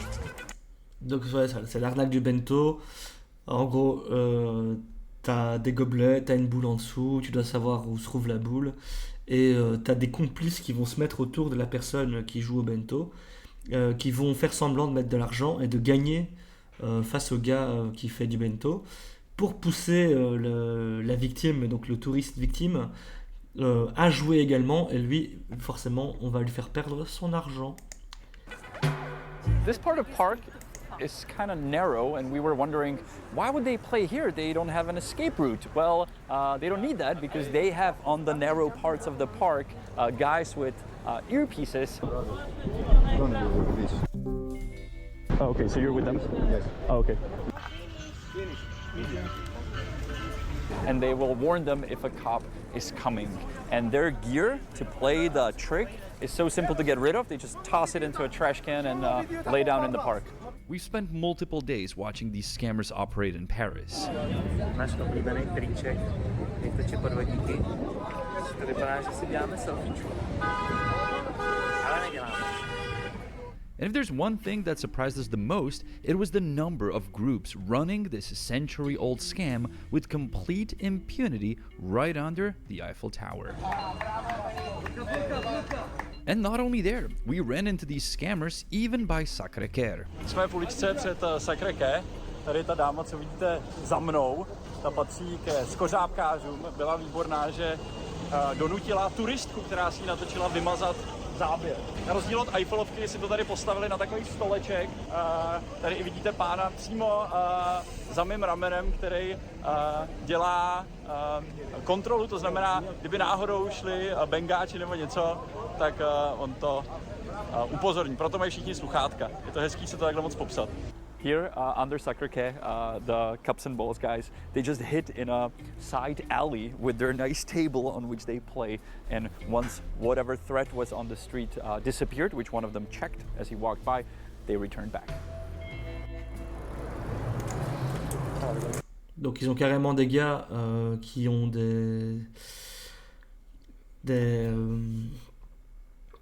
écouteurs portatifs sans fil.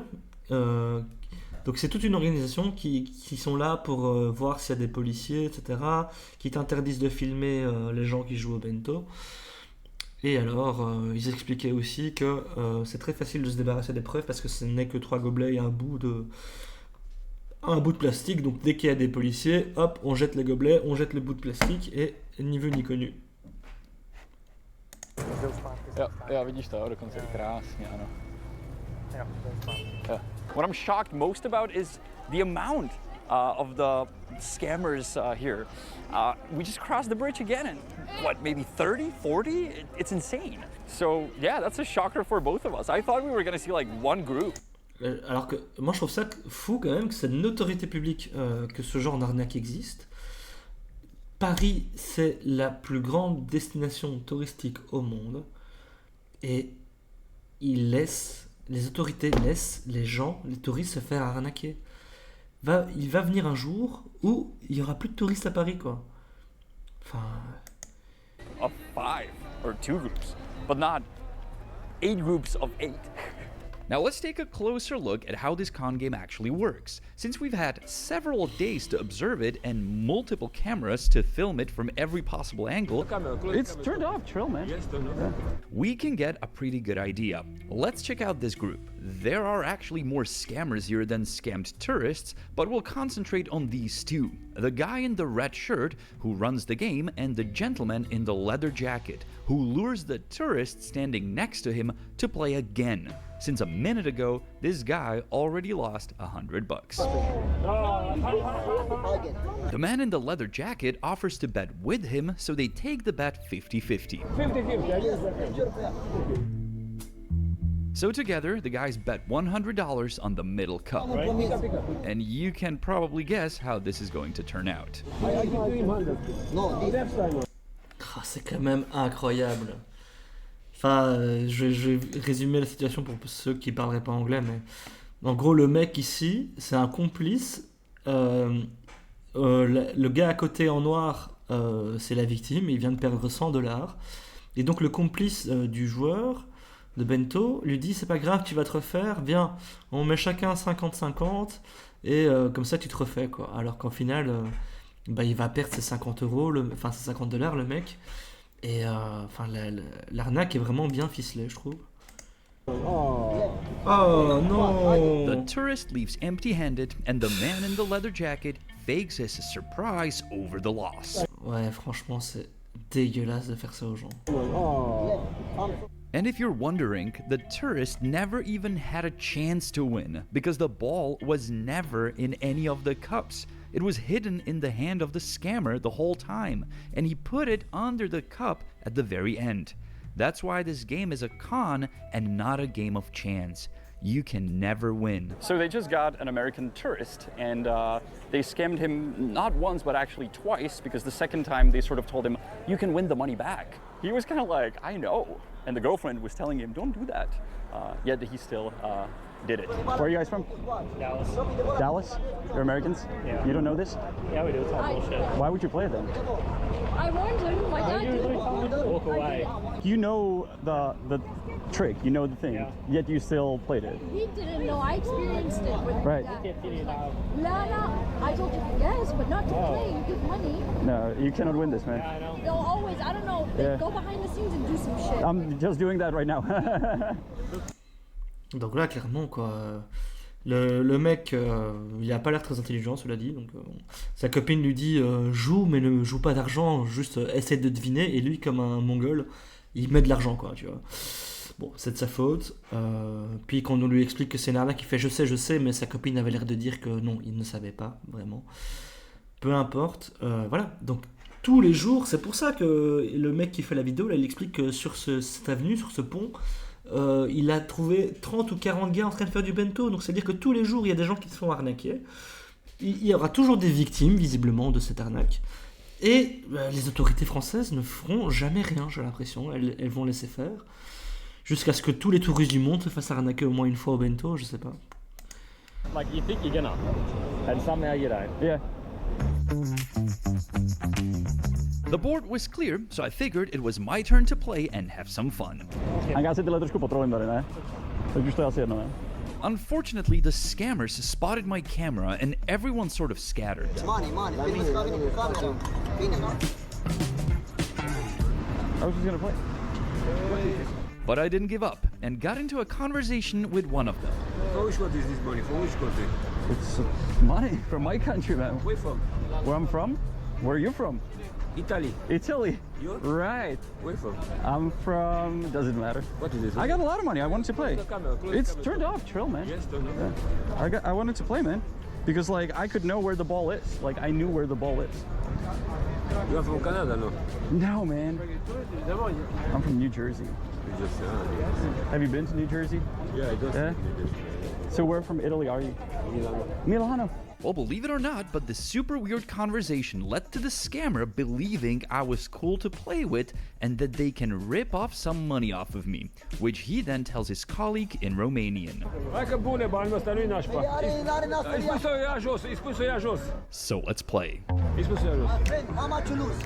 How much you lose? $100. Money back. Tu ne camera și pune bani. Yes, I give money I back. can make video. Watch, it's okay. Watch, I get on the ball. I get the ball. Watch, I get the ball. Watch, I get the ball. Put picture, put it out. I get the ball. I get the ball. Who's on the ball?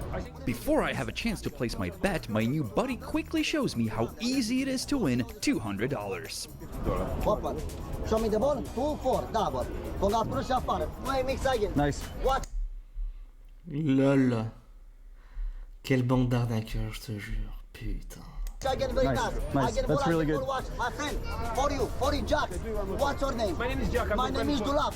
Again, Listen, there's not there, ball, but again, there's ball, a afară, low, all got the ball. One more bet by another accomplice pretending to lose, and now it's my turn. For It's you. there. One part. This one, take his money. Show me the money, 100. Oh, okay. Show me the money.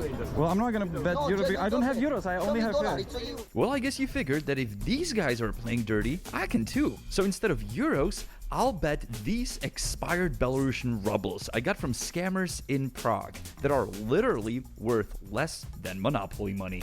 How much you have? Well, I have. Ok, donc il joue des billets expirés du Bélarus, donc qui n'ont même plus de cours légal et qui valent rien. What? Show me something.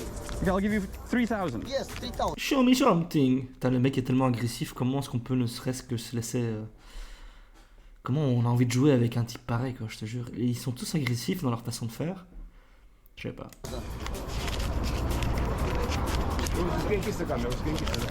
Three more three. No, I just give that one. no. I really didn't want to bet more, but seeing the support I have in the audience, I give that one. I threw in another 1,000. Show me more three. 3,000. Wait, I can win 100 euros. Yes. Okay, I just 1,000. Just 1,000. More 1,000. No, 1,000. One more. I want to see. Is it More there? 1,000. No, no, no. Yes. You're giving me my money back. No, no. Take his money. I want to see there. Show Is me it the there? ball. Show me. Show me this. Man, I lost. No, vy se mi smějete, ale já jsem vám dal peníze, které nemají žádnou hodnotu. Tady, vem to si to, take it. Take it, take it, take it. Take it, take it, take it. Take it, take it, take it, take it, take it. After they picked up the worthless money, I gave them a proper round of applause for their amazing acting. I love your acting. You guys are the best. You're the best. Thank you so much. Clapping. Thank you, man. Woo! You win! Woo! Woo! It's Oscar. Here, Oscar for you. Here, Oscar. Yes, bravo. Wait, I can. Wow! Oh no! You lose. By the way, I still don't think they got the message that we are making fun of them.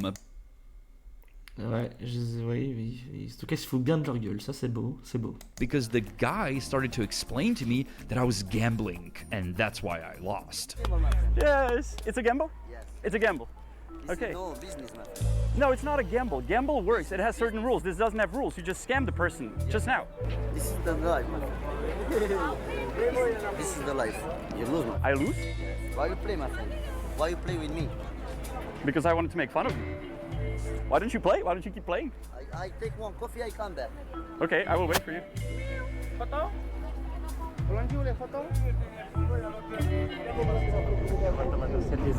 Oh, video. Well, since there were plenty other groups of the Cups and Balls game on the bridge, and I had just gone through a crash course in acting, I decided to join one group and help them scam some tourists. Yeah. Ça va? Oh. Oh, no. Play. Come on, you play. Come on. Oh, I'm playing with you guys. Come on. Like, don't break the character. Don't break the character, okay? Stay in character. It's important, guys, okay? We focused. We planned for this, okay? Come on, yes, tourist. Come on, play. Come on. And here. Yeah, there you go. Stay in character. Yeah, money, dollar, everything we take, you know? Where I'm from? I'm with you guys now. Come on. Come on. I trained for this the long time, man. Oh, come on, guys. This Ah, il se fout bien de leur gueule, ça fait plaisir quand même. is what we prepared. We have all the tourists here. Come on. What a show we had. Why don't we continue? Pausa? Okay, so in 10 minutes here? Break time. Break time? Yes. Okay, in 10 minutes we continue. Yes, I come There's back. so many tourists, we can I come totally back, get them all, man. We just clap and throw money on the ground. Okay, thank you guys. Hula. This is so funny that this gang can be disturbed by two YouTubers.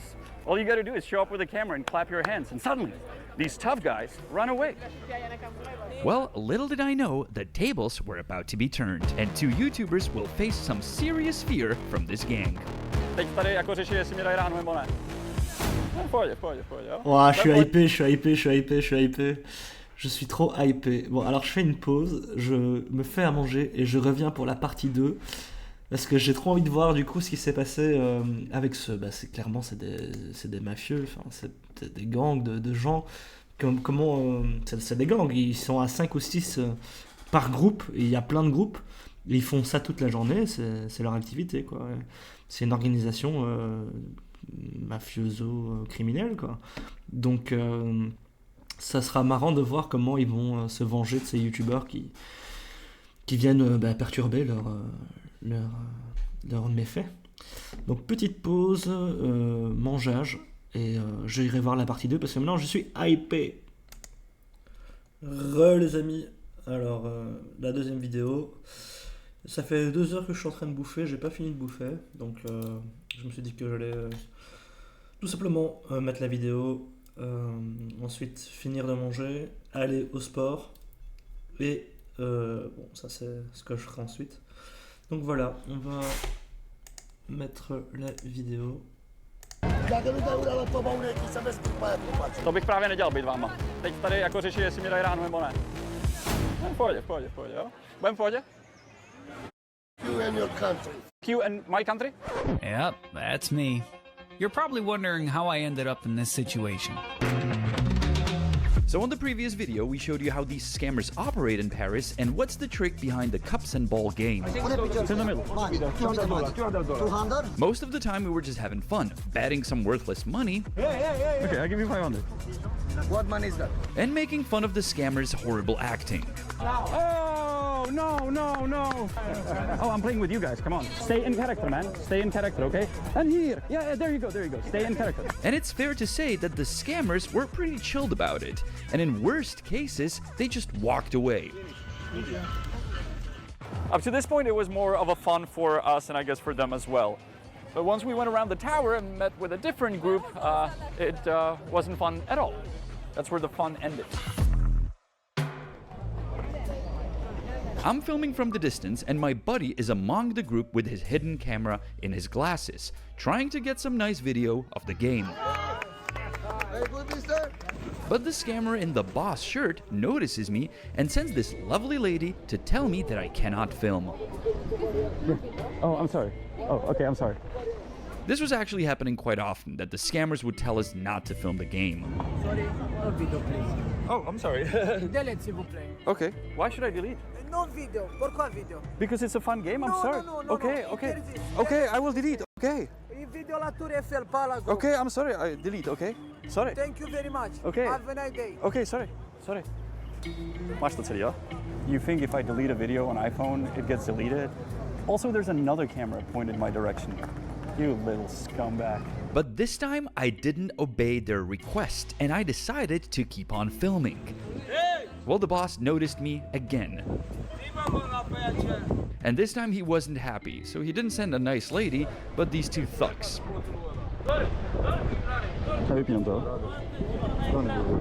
Oh, okay, so you're with them? Yes. Oh, okay. You're with them too? Oh, there's too many of you, okay? Thank you so much. Okay, I don't want to scream.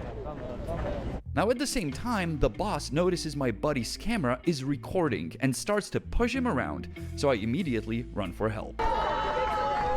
Hey! Hey! Pozor! Nebudete na něj šahat. Don't touch him, okay? Not touch me. You don't want to speak. You can scam tourists, but don't touch me. You're all just trying to scam. Imaginez le niveau quand même de suffisance de ces gens qui sont là, ils font la loi, c'est leur terrain de jeu, tu dois leur obéir, c'est eux qui décident si tu peux filmer sur l'espace public ou pas, ils peuvent t'agresser s'ils le veulent, enfin bon, on est vraiment... comment est-ce que l'État français laisse faire ce genre de truc? Tourists, it's okay. Do your job. Don't touch us. We're under Eiffel Tower. We can take pictures of whatever we want. Go back to your game. Also, it was just now that I found out that Mickey here was also part of this gang. Lol, je me disais bien qu'est-ce qu'il foutait là, Mickey. On l'avait vu sur le pont, et là, Mickey réapparaît. Et en plus, quel Mickey, quoi. Il a vraiment une tête à faire peur. Something you guys pointed out in the comments under the previous video. Well, you were right.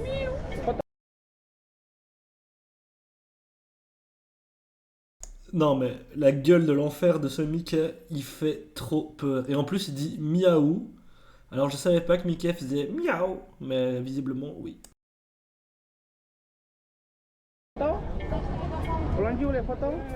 After the situation calmed down, I tried to explain to the camera what happened when a lovely Czech tourist approached me with something I just did not expect at that moment. To nevím vůbec. Super. But some other tourists were actually giving us a thumbs up. Well done. Oh, thank you. I became a Paris hero for 2 seconds. That's nice. We moved to the side of the park to explain to the camera what has happened, still being closely watched by all the scammers. Jsou nasraný, jo? Vidíš to? Vidím to. Je princezna, to jaký vidíš, ne? Ještě ty, tady jich je, kámo.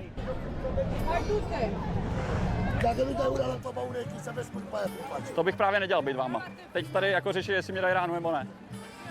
V pohodě, jo? Budem v pohodě? Fuck you and my country? Dobrý, necháme to.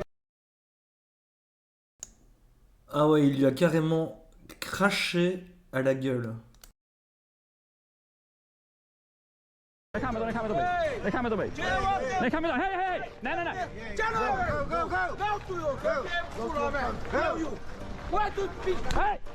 Hey! What the fuck?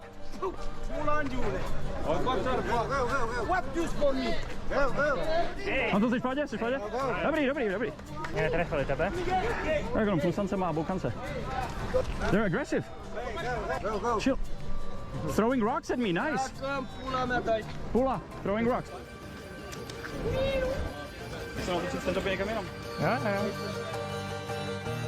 After this, we were really hoping to run into some police officers, but there were no in sight. But we did have a little chat regarding this scam group with a guy who takes pictures of tourists with these red balloons. Do you guys speak English? Yes. Yeah, I just lost some money on the cups and balls game. Like, is that legal to play? Cheating play. It's cheating? Yeah. Because I could see the ball was somewhere. No, all guys same. And are Family. they family? Yeah. And are they here every day? Every day. Every day? Okay. Thanks, guys. Does the police do something about it? No Yeah, the problem. police, nothing. Nothing. Thanks, guys. We're in a park across from the tower where we eventually spotted some cops, or we spotted guys selling the little Eiffel Towers running away from someone, and then we spotted the cops. So we asked them about the cups and balls. They said it is illegal, they shouldn't play it here on the streets. They obviously do, and they became very, very interested when we told them how aggressive they were towards us. They even asked for a picture of the scammer, so we gave it to them. Ouais. Prends la photo de la tête des mecs. Tu prends la photo, je la prends. We take Yeah, of course. Take the pictures. Prends la photo du gars. Yeah, this whole group, you know. And this guy was very aggressive. C'est pour ça. C'est parce qu'il a dû les déranger s'il les filme. Ouais, si il les les filmait journalistes, et- ok. The police officer was right. Yep, they went after us because we were filming them, but we can film whatever we want, especially those who scam other people. It's near the Eiffel Tower? Yeah, it's it was where the entrance is to the through the security line. Là, la question des flics complètement bateau. Isnir des Eiffel Tower? Bah oui, tu le sais très bien. Vous le savez très bien que ça se passe partout, dans toutes les grosses rues parisiennes, enfin, touristiques. Comme si vous le saviez pas que ça se passe, quoi. Vous êtes obligé de demander à un touriste américain qui vous explique ce qui se passe dans vos propres rues. Ah, mais vraiment, c'est ridicule. Very aggressive. They didn't like it. On va aller faire un tour. Just in front of the entrance? Yes. By the way, this entire incident in the park happened right next to the security checkpoint that's supposed to keep you safe. I guess we were on the wrong end of it. I'm not exaggerating when I say that we've been literally attacked by a group of these guys. Man, we walk around the corner and here they are again. Like, what the hell? And it's hard to even walk past them. Well, I guess we learned our lesson. You don't confront scammers when you're in a country that is not your home country. We're not on the home field. Dude, if I was in Prague... C'est même pas ça, c'est qu'il laisse totalement faire, c'est honteux quoi.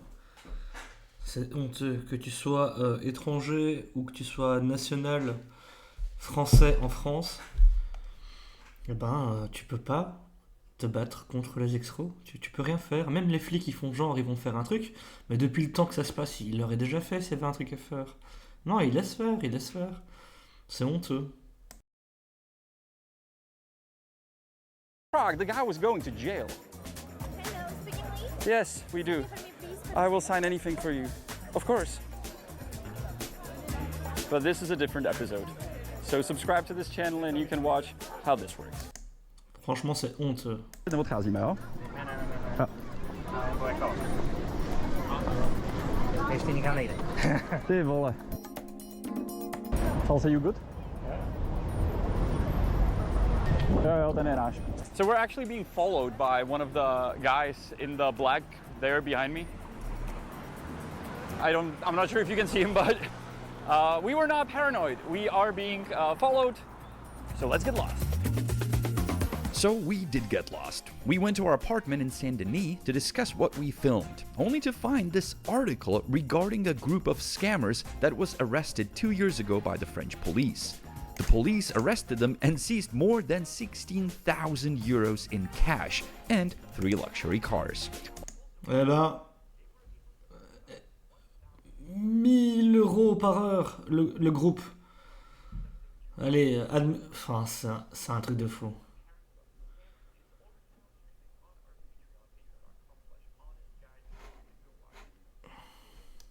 Some other perks that we offer for our lovely city of Prague. If you don't know how the cups and ball trick works, go watch the previous...